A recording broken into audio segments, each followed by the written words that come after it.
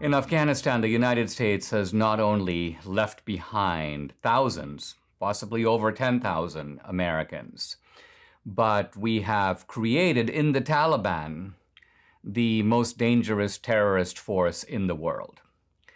Why?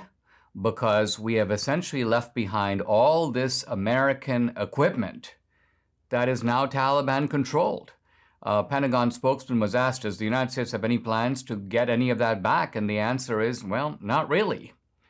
So let's begin with the Americans left behind. These are people who are now in desperate conditions. The U.S. Embassy has very little it can do to help them. It's telling them things like, you have to watch out for your own safety. We will try to get you out, but there's a limit to what we can do. And then we have our Afghan allies, people who have worked with the United States for a long time. And these are people who are being just targeted, shot, bodies in the street, not just in Kabul, but in other regional towns. The media is actually not showing enough of this, in part because they're trying to hide and protect Biden by covering up the magnitude of the debacle.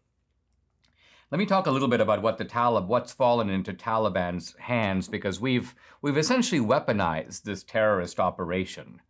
And I'm quoting now political commentator Adam Schwartz.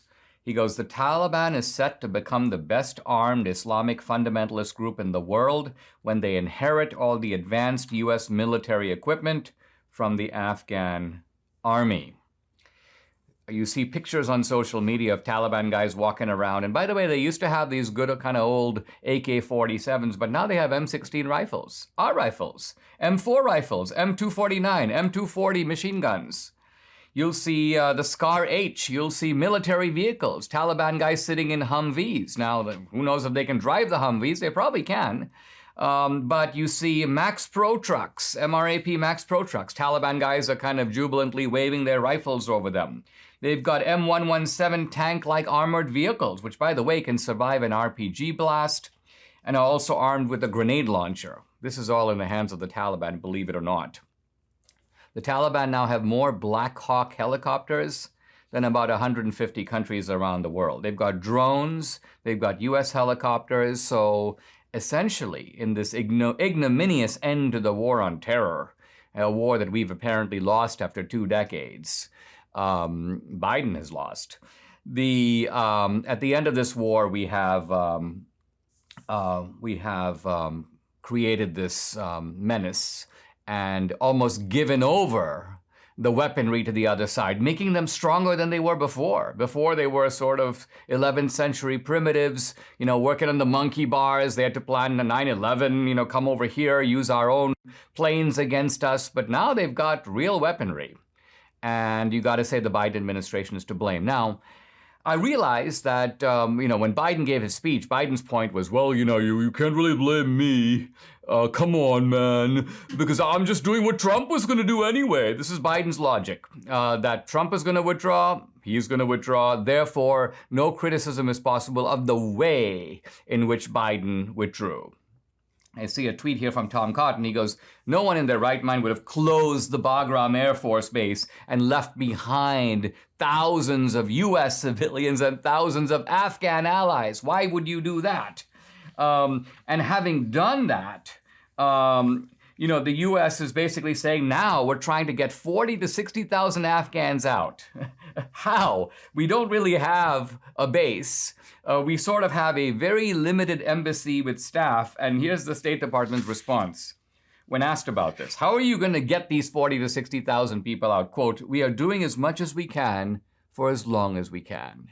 I mean, the sheer helplessness and pathos of that. So under Biden, the United States has become, I would call it, the world's biggest idle talker. We're going to hold the Taliban accountable for returning U.S. citizens. Really? How? How are you going to hold them accountable? We demand, and the international community demands that they respect women's rights and human rights. Who cares about what you demand? What power do you have on the ground to enforce this demand? We deplore their actions in murdering our Afghan allies, blah, blah, blah. This is really pathetic, and I think it signals it's a very bad sign for U.S. power in the world in the future. Now, what should we have done? What would Trump have done? I'm pretty sure I know what Trump would have done. I know what I would have done, and it's actually very simple. Doesn't really take I guess it does take a brain that is not like Biden's, flickering light to figure this out. But presumably Biden has advisors who could have thought this up. Number one, make a plan in which you identify all the people you want to get out.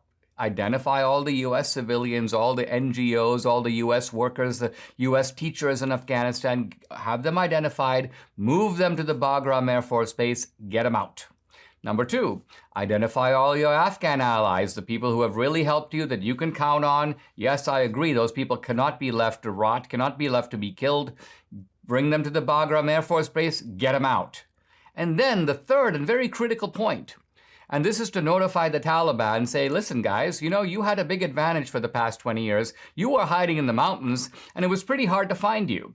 And therefore, we had to fight against this guerrilla force. But here's the bad news. If we get out and you come in and occupy Kabul and take over the government, you're going to be using courthouses and parliament and government buildings and mosques to carry out your normal administrative activities. Well, guess what? You have now given us 300 excellent targets full of Taliban guys. And so at any time, starting now, we can come back and pulverize you in such a way that you're going to go back to the Stone Age, kind of the way that you were right after 9/11. So the bottom line of it is the United States now has actual military targets in Kabul. Now, I don't think the Biden administration has the stomach for any of this. They're such wimps. They're such pathetic individuals. They wouldn't even dream of launching strikes now against the Taliban. But that would certainly tame their hubris. That would certainly show that, yeah, the United States may be out of there, but you know what? We've actually got a long reach. Check this out. Bam. And so this is the way that a powerful country behaves in the world. Think of what China would do in our place, or Russia. So in a sense, what we're telegraphing through Biden is we don't deserve to be the world's superpower. We don't want to be the world's superpower. We can't even run our own affairs very well. We're just a laughing stock in the world.